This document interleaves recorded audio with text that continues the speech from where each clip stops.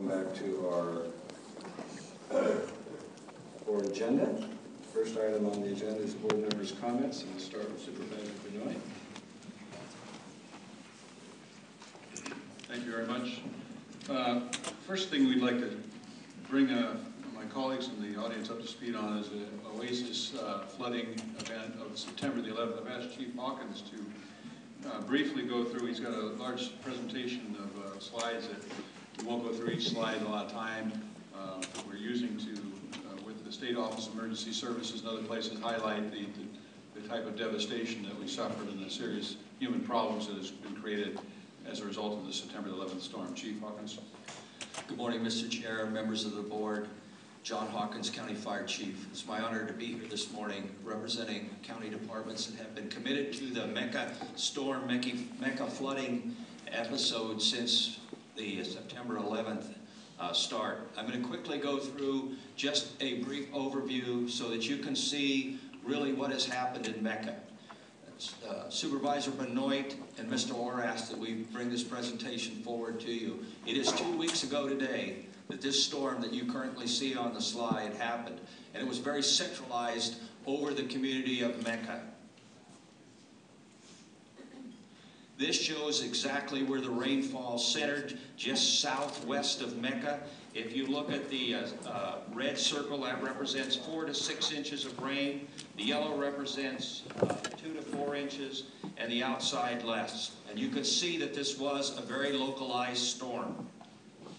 The Kent Sea Farms recorded 5.51 inches of precipitation in 10.5 hours.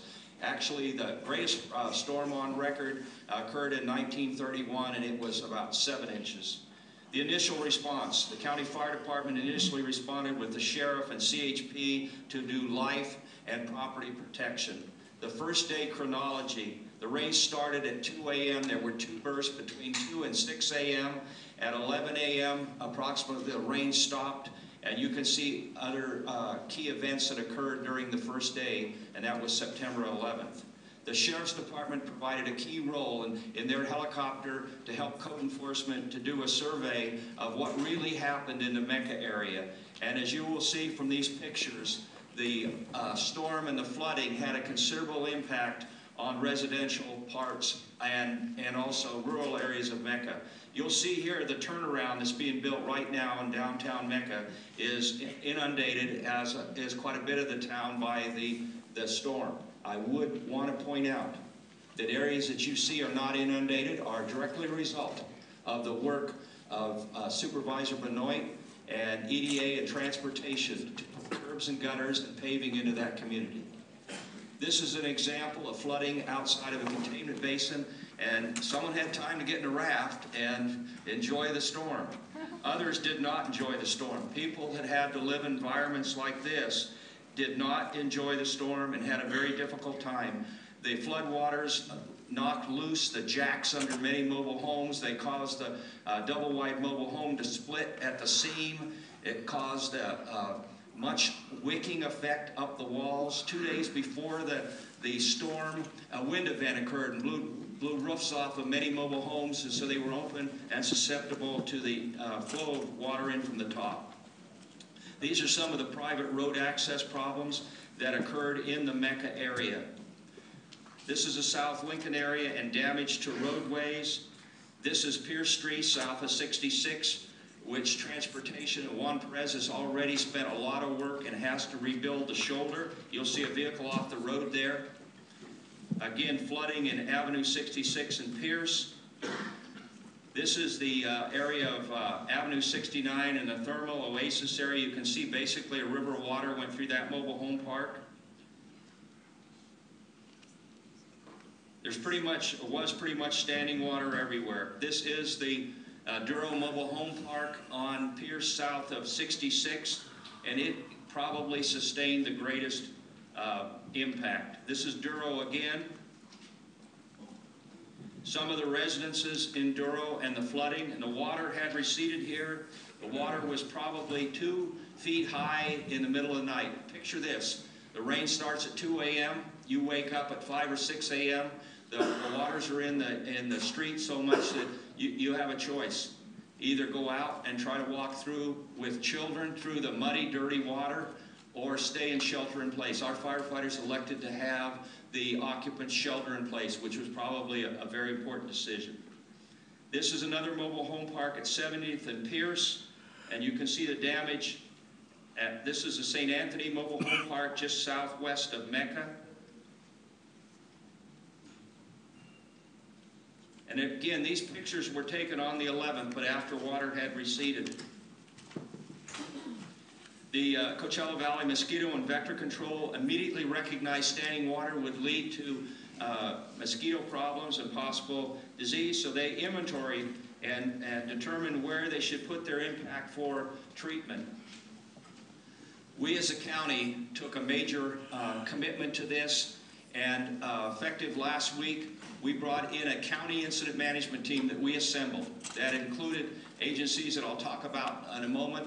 County Fire, County OES, along with Transportation. Juan Perez led this effort, and we had significant response from our county officials to see where we were going to go. We established the incident objectives: public safety, basic needs, damage assessment, house displaced individuals, conduct active surveillance, provide community education, provide ongoing community assessment, and track costs. These were the basic, very fundamental responsibilities we took care of: public health, housing, damage assessment, trans, code enforcement, environmental health, volunteer support, and shelter support. We had 3 different emergency shelters established. The first one is at Desert Mirage High School, and just the last week or so, we've been at 2 locations in the Mecca area: the Las Mananitas Migrant Farm Worker Housing Facility in San Felipe. We did accomplish many things. We were able to deliver water and food to those in need, establish emergency shelter. We had close community liaison. We established a 211 hotline where people could call in damage. We did damage assessments. We did emergency road repairs. I have to say, Trans had like 25 different trucks, graders, loaders, etc. on this project. And that was a significant impact. And one of the things that you probably haven't seen is the Box Canyon Road, again, from Mecca to Shirako Summit, washed out. Emergency repairs, drinking water has been tested, vector control measures are enacted, public health concerns evaluated, and what we bring to you this morning is a Riverside County disaster declaration for ratification. These are the assisting and cooperating agencies from government and from non-government organizations, which I proudly think, and you've heard me say this before, this is still America and people still stand proud to help. And many of the people in the Mecca community are very proud, helpful people. This is, to conclude, this is the local emergency that we bring forward to you to ratify. This declaration has been presented to Callie and May, and I think perhaps Supervisor Benoit would like to talk more about that. And the information we have this morning, as of very early this morning, it is still with Callie and May. Thank you very much. Thank you very much, Chief. And I spoke with the Secretary of the Office of Emergency Services, State of California, Sunday afternoon, and I've got to tell you that they're not likely to approve this emergency declaration. It was his assessment at the time. I won't pull the item, but it will be our option to vote for support of that declaration. We're going to continue to work with the State Office of Emergency Services. One of the problems is that there's a threshold of damage, and we have another item which I won't pull, but I'll comment on now, 3.5, which is support of HR 5870, Congressman Schnipp's effort to try and adjust the formulas that currently disadvantage small communities in large states. And if you can picture, if there's and I don't know the numbers, but if there's a threshold of damage, for instance, $5 million before you have damage that would apply, you could take every home in Duraville and probably destroy it, put 1,500 people on the street and not reach that threshold of dollar damage because of the low value of these communities. On the other hand, if 3 of our homes in Indian Wells might qualify, and those people would probably have other places to go. So I think that this is an important distinction that deserves the attention of this resolution that we're hopeful will also pass in Congress to adjust that. So I appreciate John's presentation. It was a team effort. We had Riverside County Health Services, we had the Road department, we had 8 or 9 agencies, everybody working over the weekend. We met with them all down there Saturday morning. It was a major event, and I just want to make sure my board members were aware of what was going on in Mecca recently. Thank you. Supervisor Benoit, I remember we toured Duraville, I don't know, 5, 6, 7 years ago. A lot of loose electrical wiring. Is that still the case? Yeah, Duraville is still a huge problem, and it's been made worse by the fact that redevelopment law has stopped in its tracks the main replacement housing. And we're having that discussion. We mentioned that here before with the Department of Finance trying to get them to reconsider that decision. I assume we're educating the residents there that when we do see floods like this with hanging wires, that it's not good to go outside. Yeah, no, in fact, 11 of the families currently in Las Mañanitas are there because of electrical problems that put down, I think, one full row of homes, and it's hard to get in there and fix it when you're still standing water. Yeah. Okay, thank you. Supervisor Stone, followed by Supervisor Buster. Thank you, Mr. Chair, and Supervisor Benoit, great leadership in handling this terrible disaster. As you know, I've been gone on vacation, but I've been following the progress, and commend you and our staff for the expeditious response in helping these very unfortunate people out. To piggyback on that, because I haven't been back at a meeting in a few weeks, I haven't had a chance to report, but I wanted to talk just briefly about 2 fires, the one we had in Sage and the one that we just had in Murrieta Hot Springs recently. And I just want to commend our fire chief, Hawkins, who keeps me informed minute by minute about fires, not only that occur in the 3rd District, but that occur countywide, and I really appreciate that. And I make it a point to get out to those fires as quickly as possible because they're rather frightening to see plumes of smoke close to your homes and within your districts, of course, and anywhere in the county for that matter. But I have seen firsthand the benefits of being affiliated with CAL FIRE and seeing our integrated system in action.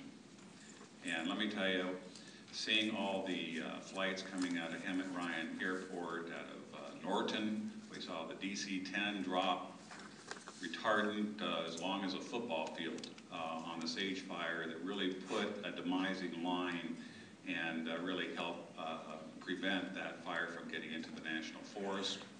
And then most recently, adjacent to Murrieta Hot Springs, we worked cooperatively with the city of Murrieta on a fire that just we don't know what the origin was, but it was a grassland fire that could have very easily gone into the Murrieta Hot Springs Mobile Home Park, where there are 1,200 senior citizens, or 1,200 mobiles that senior citizens live in, not to mention an adjacent neighborhood. And I don't believe we had any loss of structures with the except of some outbuildings. And again, that is a strong testimonial to, of course, Murrieta and to our backup, our county fire department that just does an outstanding job. Thank you, Chief Hawkins, for your leadership on that.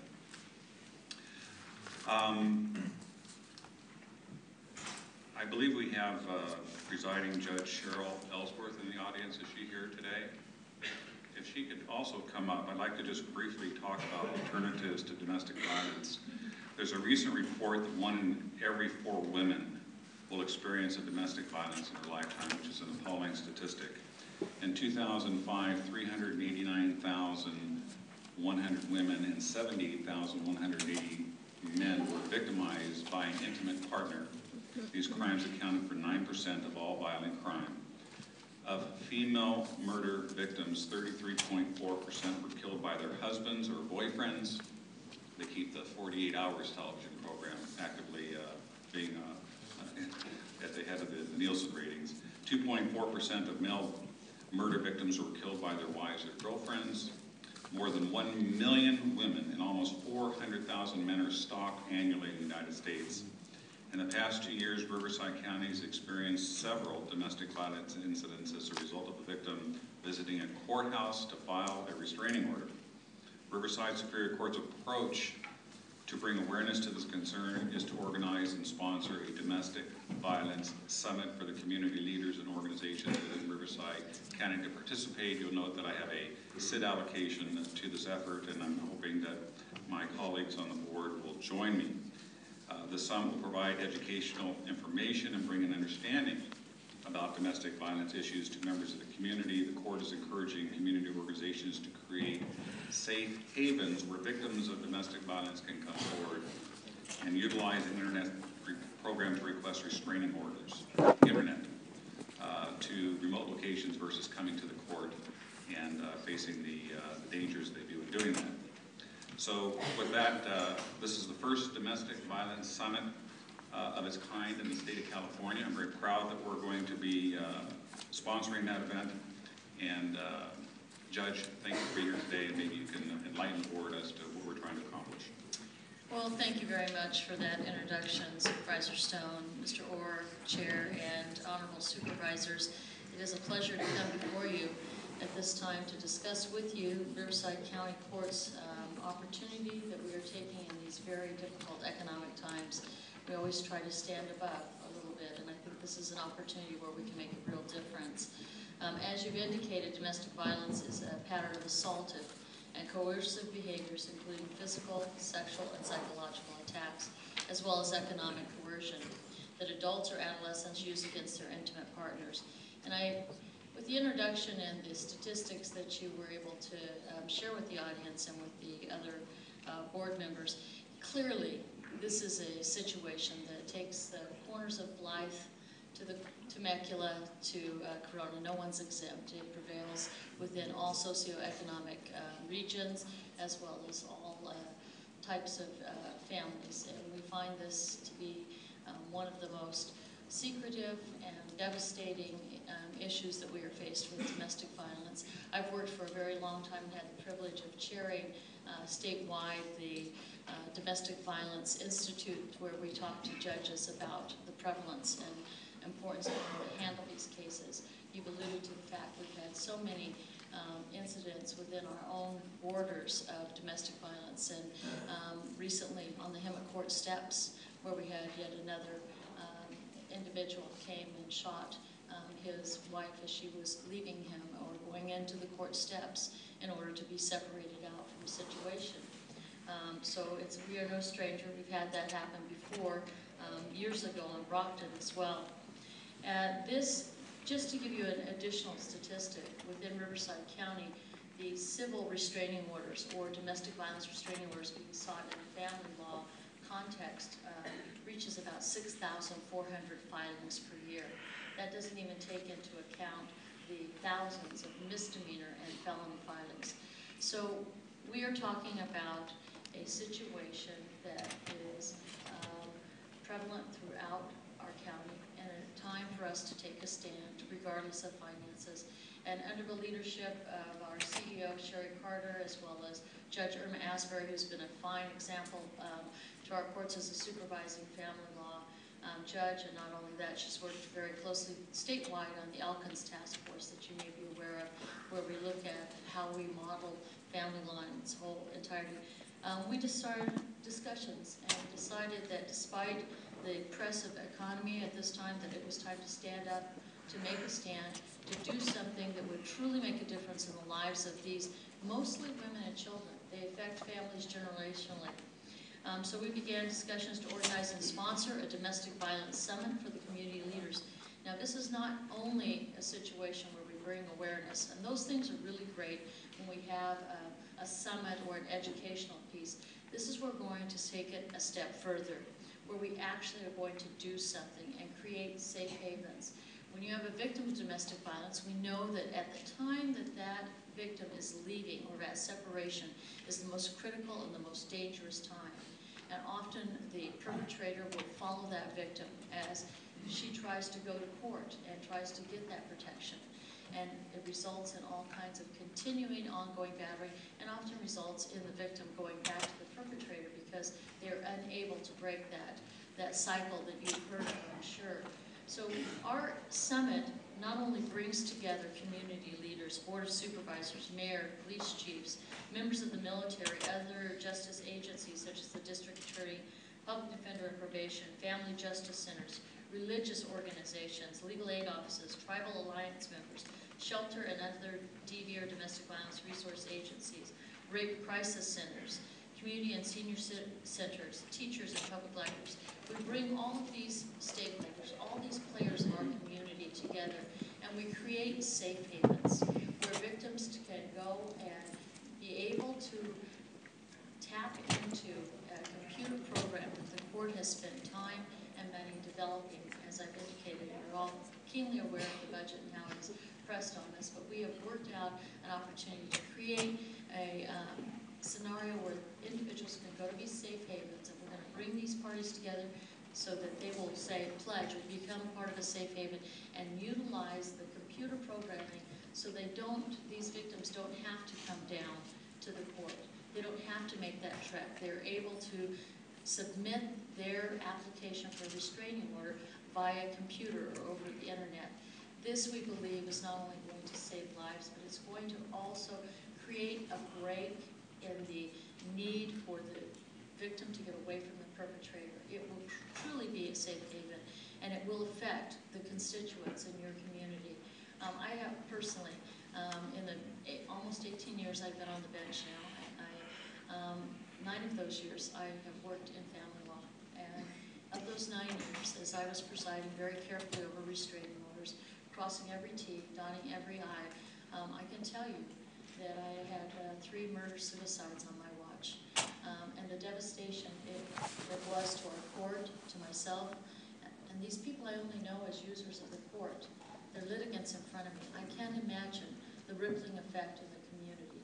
So I urge you, and I thank Supervisor Stone has committed $2,500, and I'm asking that each of you do the same. This is an anomaly for the court to come with their hat out. But this is a community response, and this gives us an opportunity to bring people together and to do something very important. And we are the first in the entire state. We were able to apply for a small grant that has helped us a little bit, and that's with the Domestic Violence Partnership Safety Award. The other money will go to bringing all of these folks together, providing lunch, education, and really teaching them how to put into place these safe havens and these computer programs. So I urge you all to make that commitment. Thank you. Thank you, Judge Ellsworth.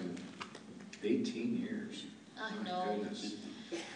Thank you for your leadership on the bench and for as presiding judge. This your last year or first year?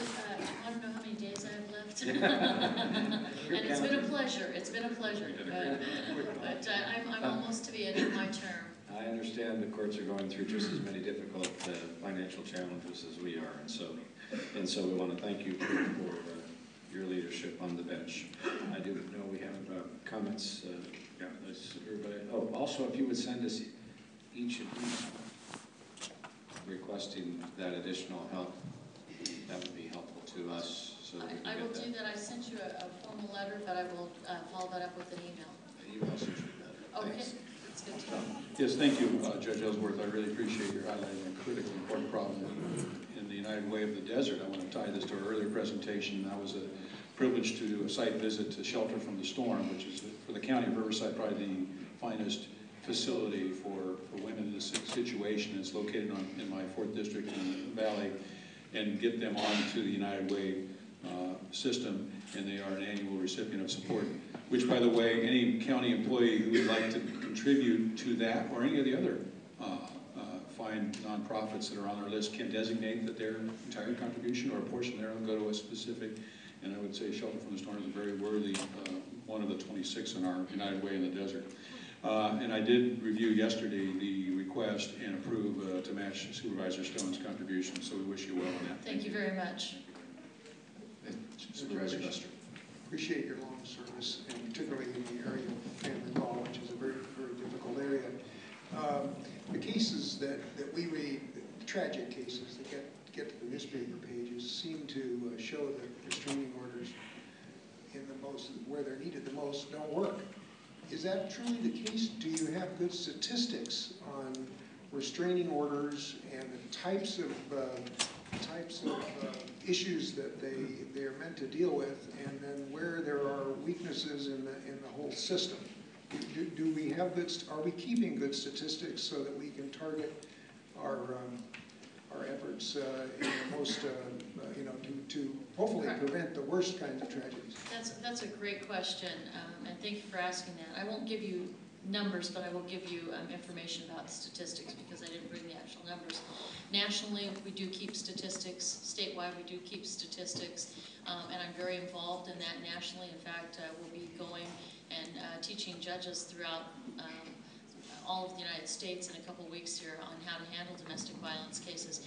The one singular thing that protects is that piece of paper more than anything else. We hear the tragic stories, but there are many, many other stories of those folks who didn't get the relief they sought, or didn't get to the computer somewhere, or didn't get to the court to get help. We know that restraining orders are a great line of defense in terms of folks that are going to be preempted. They will be preempted by that because it gives the opportunity on that restraining order to get financial aid to the individual. It gives them the car keys. It gives them the house in many instances for a short period of time, sometimes for a longer period of time. It also gives the law enforcement something to do when they have a he said, she said, and which is often the case, where there may not be any physical impetus of violence, and they come into a situation. If there's no restraining order, law enforcement can't do anything, and they're really caught in a bad situation. And in fact, law enforcement, we had a very tragic situation not too long ago in the desert a few years ago, and it was going to a call on a domestic violence. So they're not only dangerous for the individuals, but they're also dangerous for the community and law enforcement. You can talk to anybody in law enforcement, they'll tell you the worst case to get called out on. But that piece of paper, that restraining order, is protective in more times than not.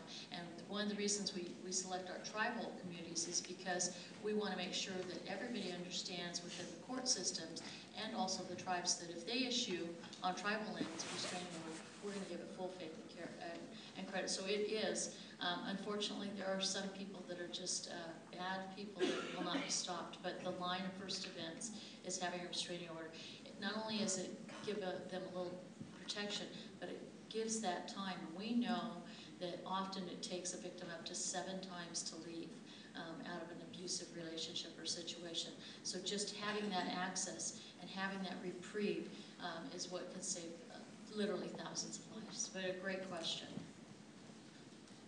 I do believe one of the breaks down, though, is access. You know, you have somebody who's a victim in Mecca, or you have somebody who's a victim in Banning, or you have somebody who is in some Quail Valley, getting to the court and trying to pick up their kids and trying to get bus fare and trying to get a ride and go to court, and the line's too long because of the economy now, right? And so they don't get to the Family Law Assistance Center, so they try again the next day.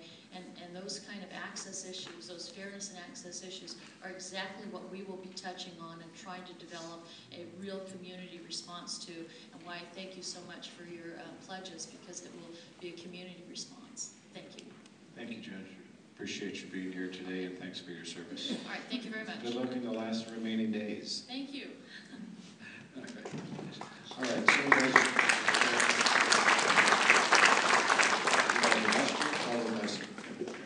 oh, okay, I'm sorry. So, Just lastly on this last point, my colleagues from Temecula that are here today will remember that we have lost one police officer in our city, in the history of the city that incorporated in 1989. May he rest in peace, Officer Kent Kindergard. And he was responding to a domestic violence call that also turned out to be a murder-suicide. So we lost a nice young lady and her partner, as well as a very dedicated member of the RSO. These are the kinds of things that we're going to try to prevent, and I really appreciate the help from the board in doing this first of its kind summit. Lastly, again, while I was gone, I was quite impressed, and I don't say this very often, with the state legislature, that passed AB 1098 almost unanimously, sent the message to the governor, hey, we need to keep our commitment to 4 new cities in Riverside County that played by the rules of the game.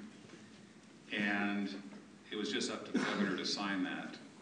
And I want to thank and commend Supervisors Tavaglione and Supervisor Benoit for making a very strong effort to educate CSAC and to educate the governor's office and the legislature that the pot of vehicle license fees that was intended to help these cities was not the same pot of vehicle license fees that would be at risk to other counties in the state of California. So I was very optimistic, and I share the concern because if these 4 cities fall into financial disarray, it's a very expensive process to revert back to the county. They actually have to take a vote of the people to disincorporate and come back to us, even though they may be facing financial devastation.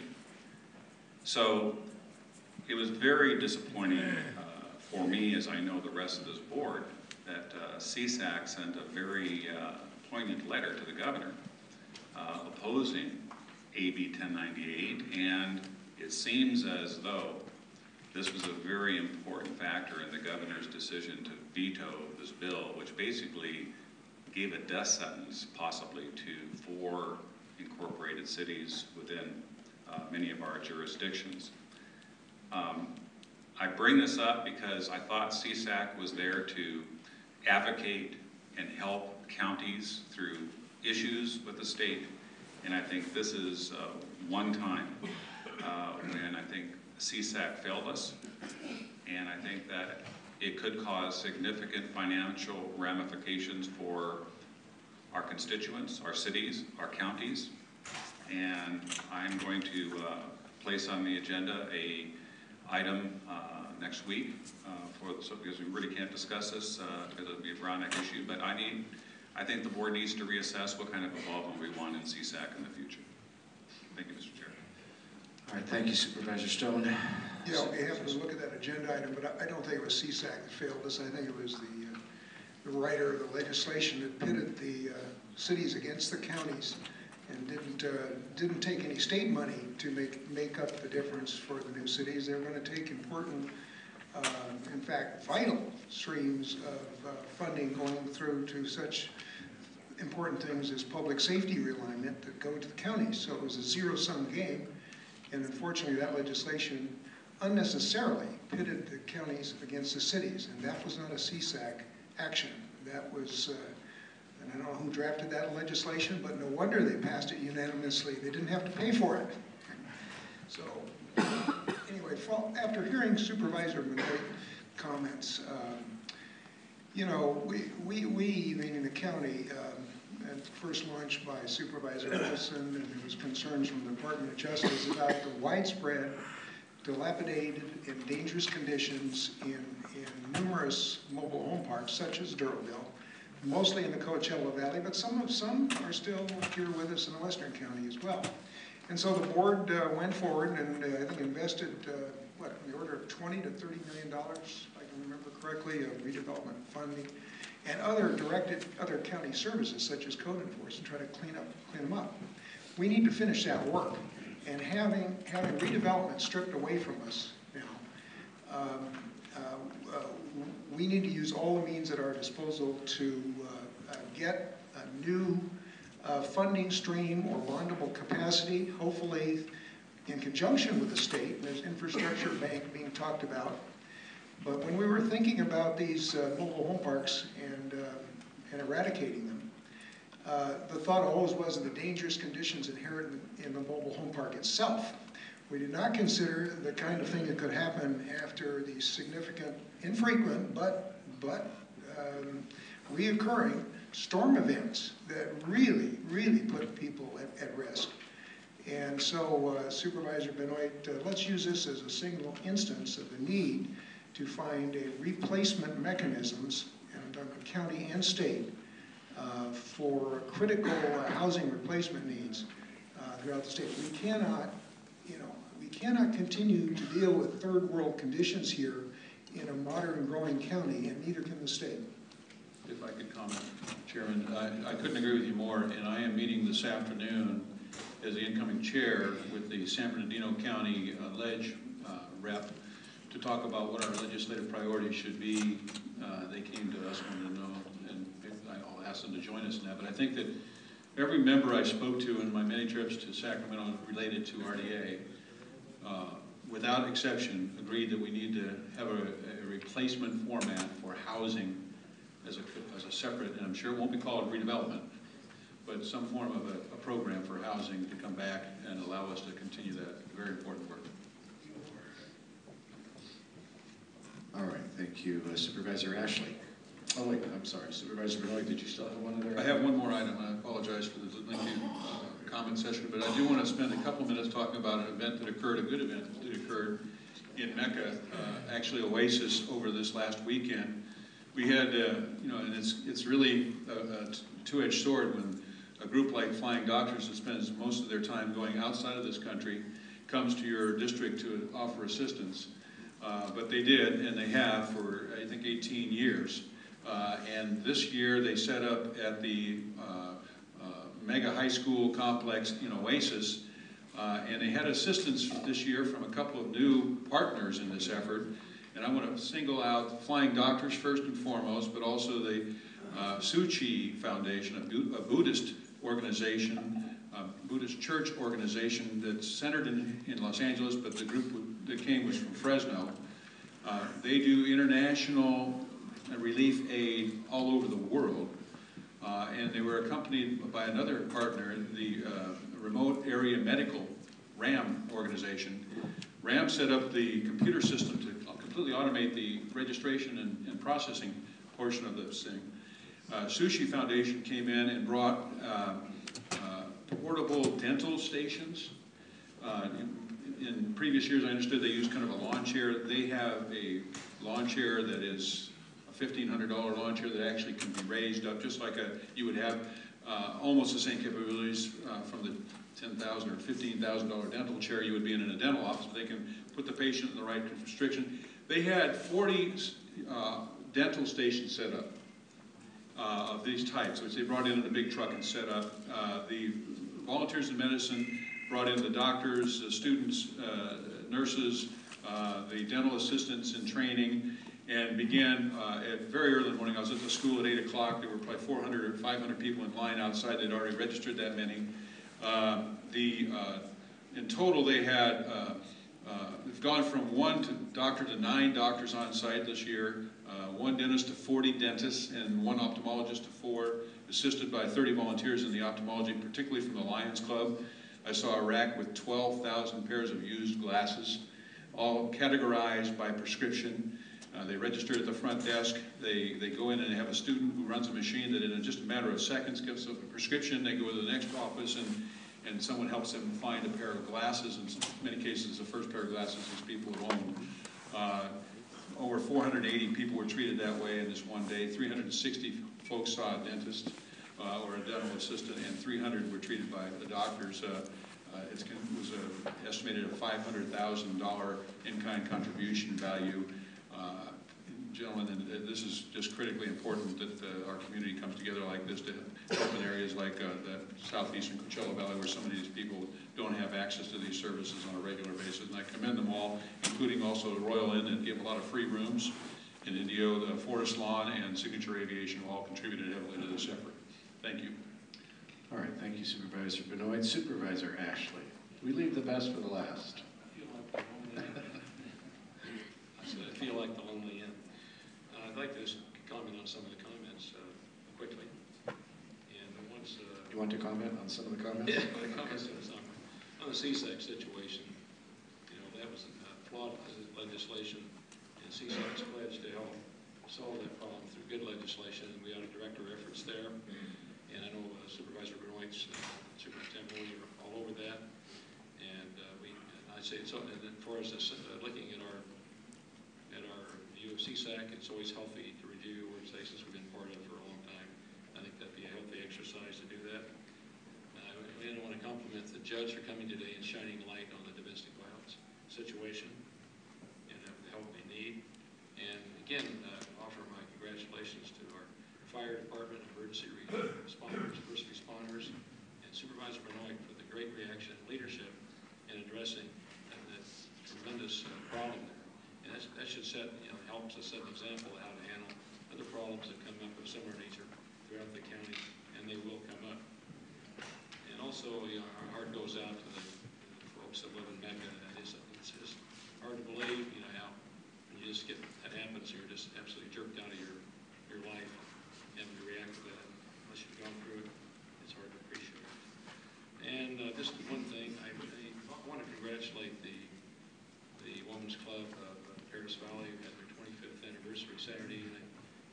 I and Mayor Darrell Bush attended that, and I was impressed by their closing prayer, their collect for Club Women that they close every meeting with, and it sort of fits in with what's been going on here today. I just like it's a brief. I'd like to read it as my closing comment, and it is, keep us, O God, from pettiness. Let us be large in thought and word and deeds.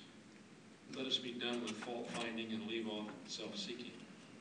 May we put away all pretense and meet each other face to face without self-pity and with prejudice. May we never be hasty in judgment and always generous. Let us take time for all things. Make us to grow calm, serene, and gentle. Teach us to put into action our better impulses, straightforward and unafraid. Grant that we may realize it is the little things that create differences, that in the big things of life we are one. And may we strive to touch and to know the great common human heart of us all. And, O Lord God, let us not forget not to be kind. Thank you. Thank you, Supervisor Ashley. Like I said, leave the best for the last, so thank you for those final words. I do want to do a couple things. First, we mentioned CSAC. CSAC has been, I guess the best way to say it, it is a very challenging, has been a very challenging debate in recent months as it relates to the four cities and retaining, trying to maintain the viability of those cities and the transfer of the VLF. At the same time, while CSAC is trying to protect all 58 counties as it relates to realignment. That was their dilemma, unfortunately. I'm not sure whether we would have been able to change CSAC's position had the legislation excluded any future cities. I think that may have been the tipping point for CSAC, unfortunately.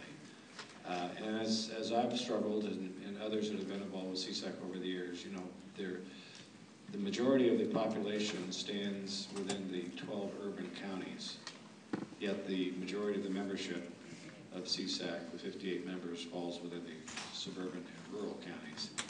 Therefore, when you get to a vote on very critical issues like this, too often the larger counties tend to be on the short end of the stick, so that's very unfortunate.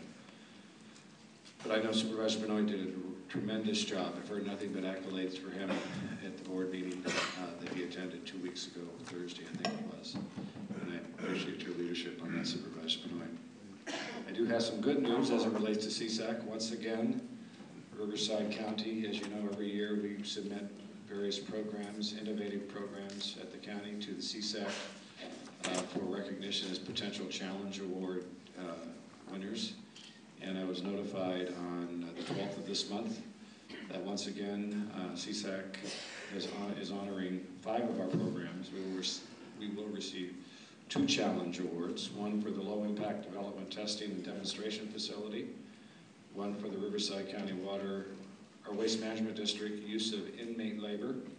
Those are 2 challenge awards, and then we received merit awards, 3 merit awards, one for community beautification program, one for physician assistant mental health fellowship program, and the last for the mental health court program. So to all those that participated and submitted your programs, and to those that will be honored here in the month ahead, congratulations to all of you. Finally, I would like to, before we go into our agenda, call up Carrie Virgil, our registrar. Carrie, I know you're here somewhere. Please come forward. And she's going to give us an update on the upcoming elections. Good morning, Mr. Chairman of the board, members of the board. I'm Carrie Virgil, Registrar of Voters, and I want to thank you for just giving me a couple minutes this morning to provide you with an election update.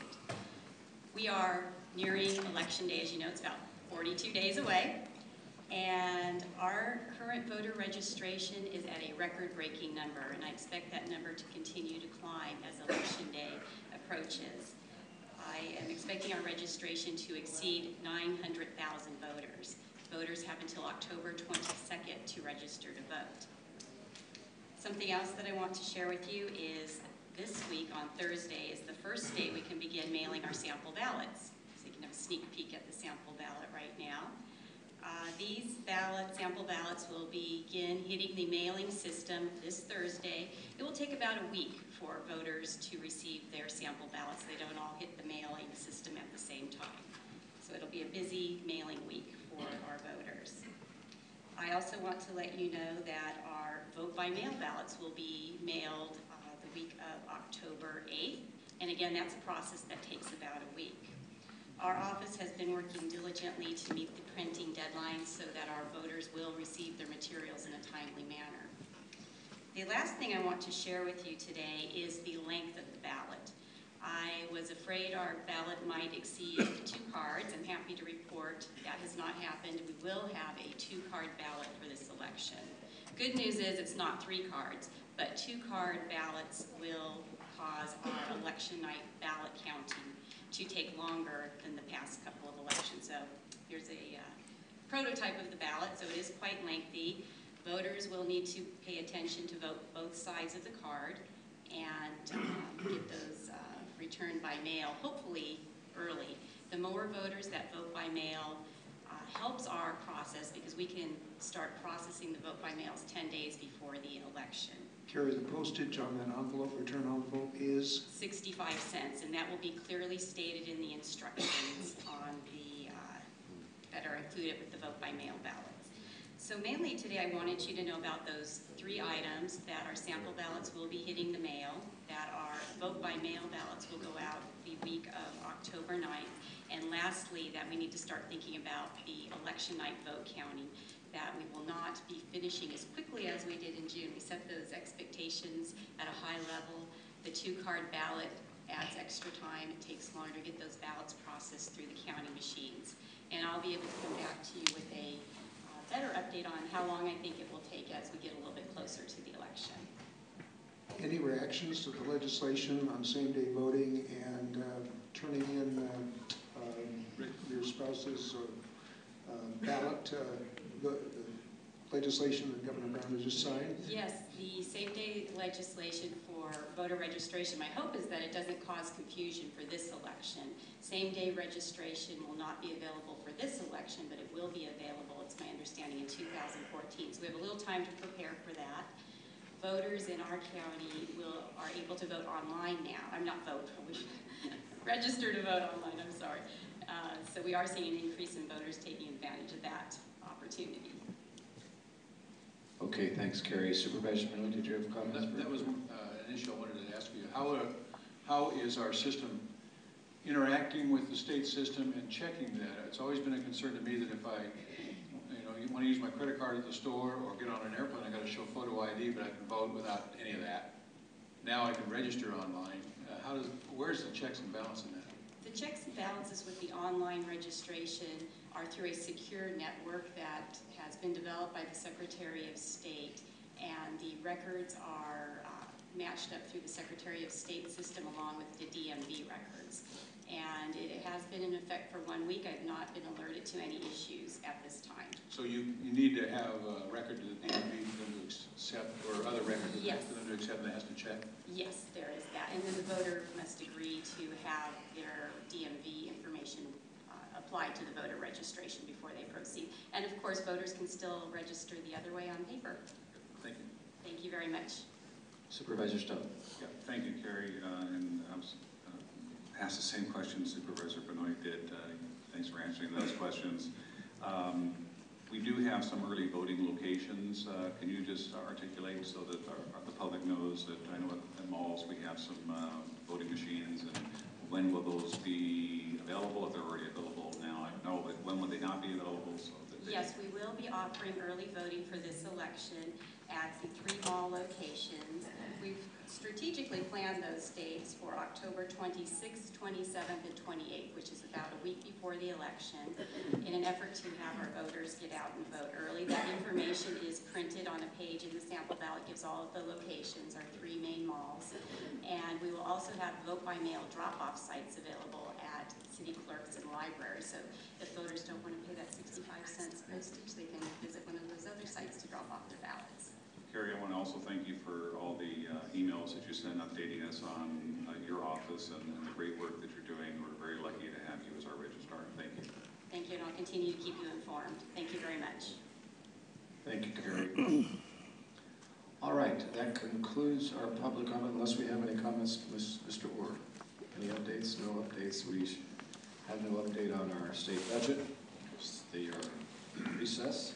So we'll go into any corrections, deletions, changes to our agenda. Madam Clerk. Good morning. Additions are items 2.17 and 2.18, 3.58 and 3.59. Deletions none. Corrections, continue item 2.5 to October the 2nd, 2012, and take item 3.10 off calendar. Thank you. Thank you, Keisha. With those amendments, I'll ask for a motion on the second calendar. Motion on the admin action calendar and consent calendar with seconded by Supervisor Buster. Thanks, sir. Motion is unanimous, 5-0. Now, before we go into our policy calendar, I am going to take our 9:30 a.m. public hearings, since we have no apparent speakers on any of the code enforcement items. We do have speakers, Alex? No?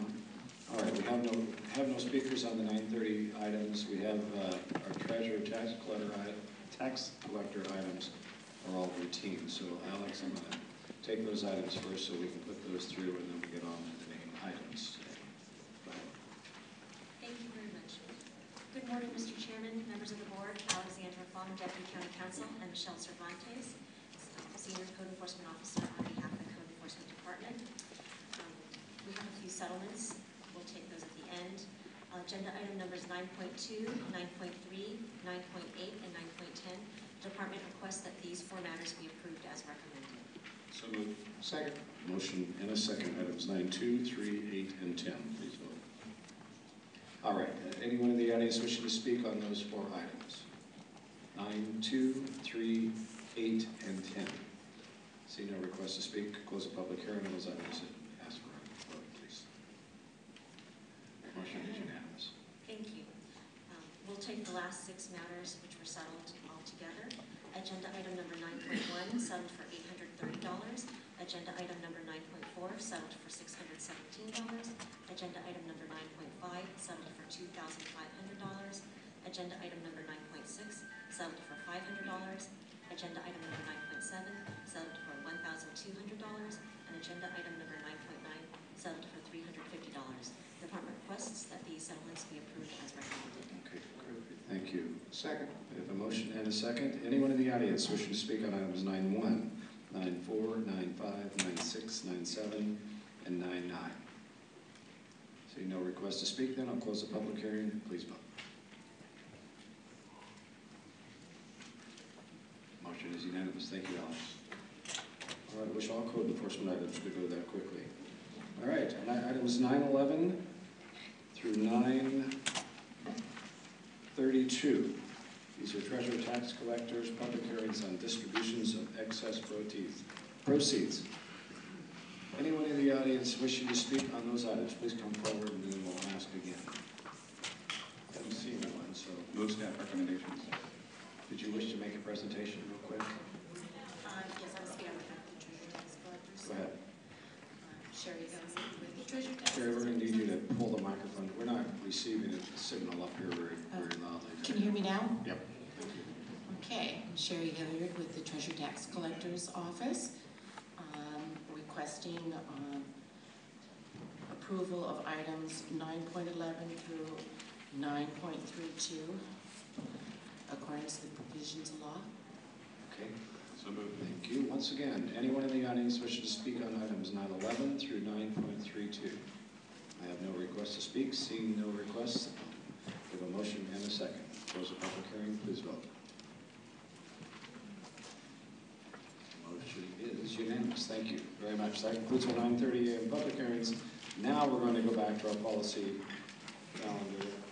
We do have a couple of items pulled by speakers. How about board members? Any items to be pulled by board members?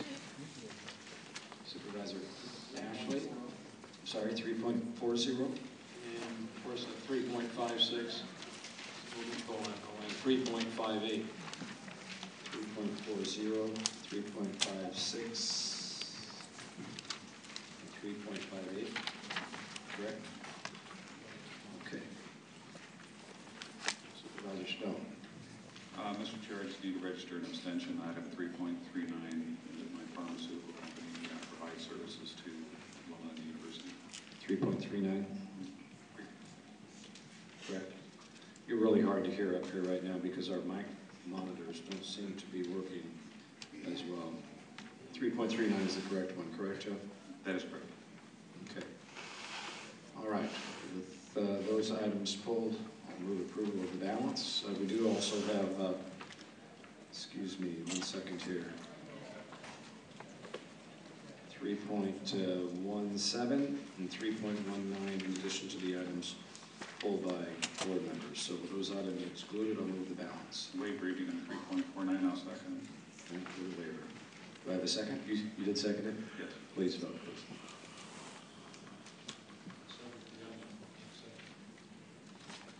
That's right, you cannot second the one that you abstained, so. Let's take a vote on that one item that Jeff is abstaining from, 3.39, I believe. Yes, sir. Okay. Jeff and, So are we just voting on 3.39 now, or? yeah, we're voting on 3.39 separately since you have to abstain. There we go. All right, 4 in favor, 1 abstention. All right, now, taking us to our 2 items pulled by board by speakers. First item, 3.17. Gary Grant, you have both. 3.17, 3.19.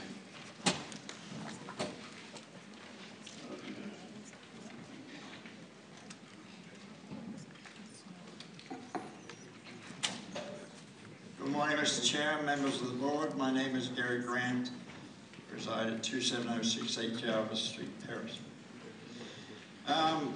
As you know, in the past, I've spoke about the Foreign Trade Organization and the oversight process that is handled by this board. And my concerns are oversight on this expenditure. As you know, President Obama and that there's lawsuits in the federal relationship of foreign trade, and the exact issues that I was concerned with came up in the relationship of free trade is that there's no control over these situations, and I'm very concerned about the management and the oversight of this whole process for we the people of Riverside County in the foreign trade organizations.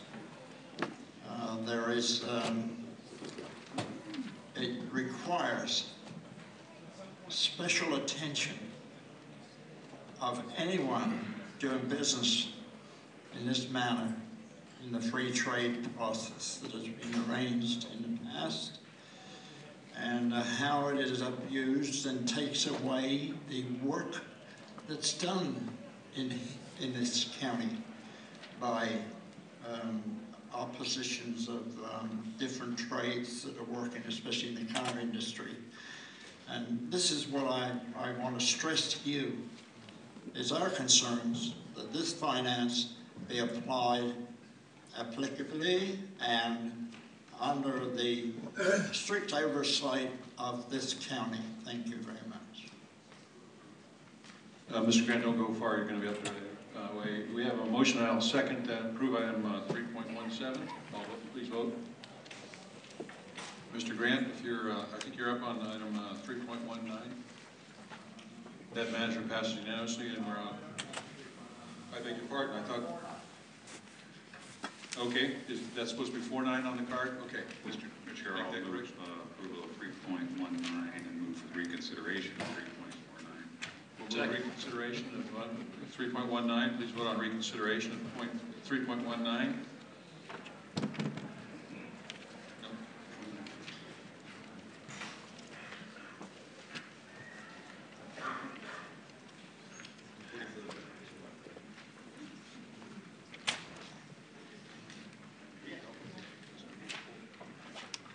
All right, so we will now vote, we need a motion to approve 3.19.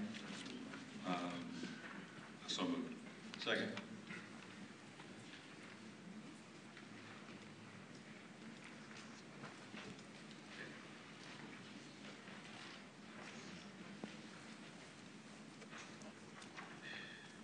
And we missed Supervisor Buster, you're voting yes on 3.19?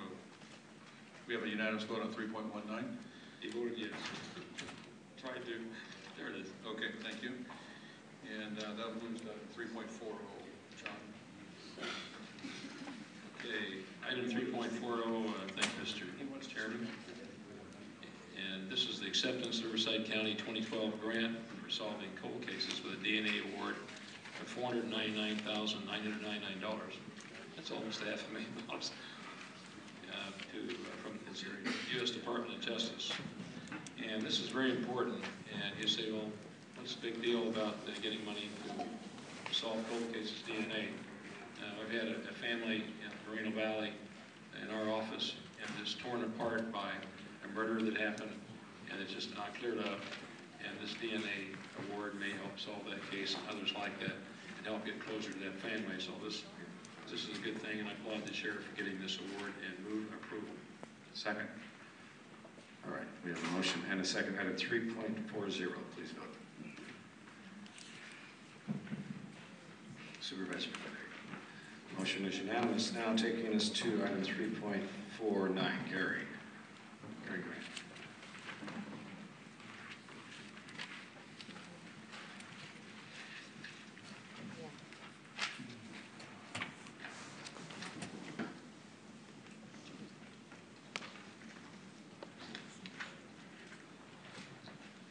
Right behind you.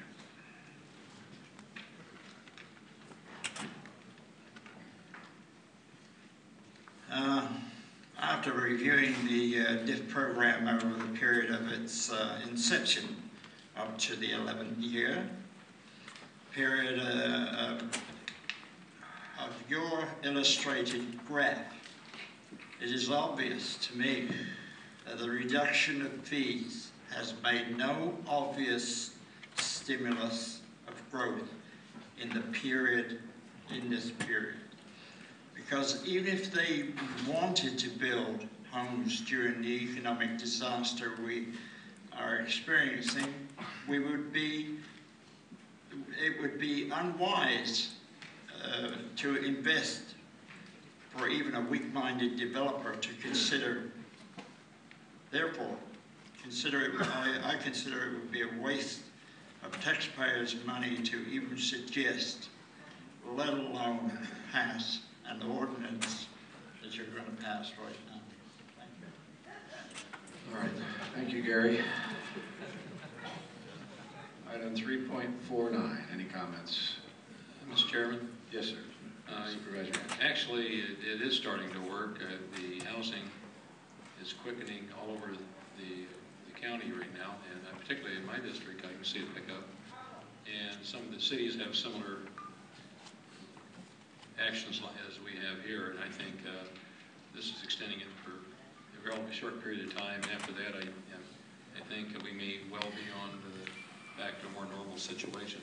So I think this is good. It's still needed. And, motion and a second. Item 3.49. With a waiver of the reading. With a waiver of the reading. Introduction of ordinance number 659.11, an ordinance of the County of Riverside amending ordinance number 659, establishing a development impact fee program to extend the temporary reduction of development impact fees, also known as DIF. All right, thank you, Keisha.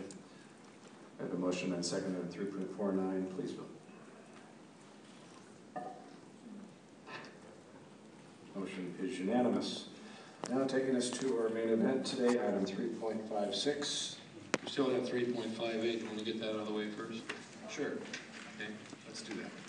Okay, Chairman, this is something that you and I jointly sponsored, and I'm going to defer and let you go first on this if you'd like to. And this is our ordinance. This is our transportation land. Pardon me, I got the pull up the wrong one. Yeah, let me go ahead and start. Start it off. I have some comments on This is an MOU between the County of Riverside and the Port of LA, basically the largest port in the United States, probably the nation, or the world, as it relates to exports and imports of goods. As many know, the Board of Supervisors sponsored our Office of Foreign Trade about sometime in 2009. That has resulted in the increase of exports from Riverside County manufacturers, basically doubling. We've gone from number 40, always get these numbers wrong, but I think number 46 in the nation to now number 23rd in the nation. And that's a tremendous amount of exporting that is basically allowing our manufacturers here to open up other avenues of exporting to other countries through trade agreements that we've established with those countries. So I really appreciate the leadership of our Economic Development Agency and our Foreign Trade Director, Tom Freeman. That has resulted in a 7.9 million containers of exports leaving the Port of LA for other parts of the world out of in just 2011. So I want to commend you. Now I'll turn it over to Supervisor Ashley. Thank you. I'd like to add to those comments. Working together with the Port of Los Angeles means and also Long Beach means we'll have a much better understanding and knowledge of the needs of our exporters. For instance, the heavy container corridors will need expansion to continue our fruit and vegetable exports. Today, about 32% of our fruits and vegetables are sold to Japan and 20% go to China. Most all of that goes by truck or rail to the LA port, then on to container ships. Trade drives growth. Trade creates new jobs for our county and our region and saves existing jobs also. USC is very impressed with what we're doing with our trade and export policy and programs. This is high praise, and they were even at the table with us to discuss the partnership. It's a good idea and long overdue, and I don't know, but Tom Freeman, our Foreign Trade Commissioner, is here. If you'd like to add to those comments, please come up. If not, Rob Field, I thought I saw Rob out there. This is the Foreign Trade Commissioner's boss, Rob Field. Thank you, Supervisor Chad. Rob Field, Assistant CEO, EDA.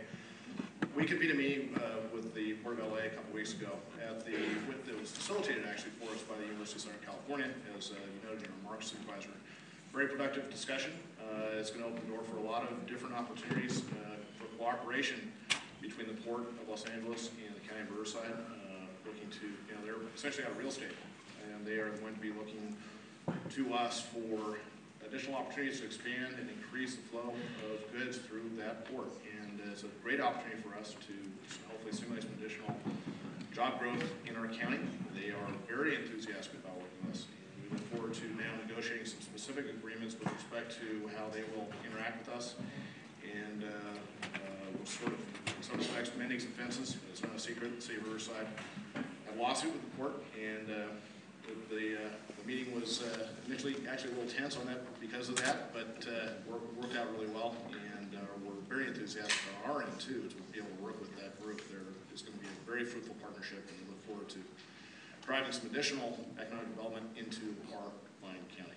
So, thank you. Open any questions. So our entire board is really concerned about creating jobs and helping our local economy. So I move approval. Second. Motion and a second. Item 3.58. Please vote. Motion is unanimous. All right, we need to reconsider item 3.55 since we failed to read that into read the waiver into the reading. So, second. Motion and a second for reconsideration 3.55. Please vote. Motion is unanimous. Now, approval of item 3.55 With the waiver, please vote. Oh, go ahead, Keisha.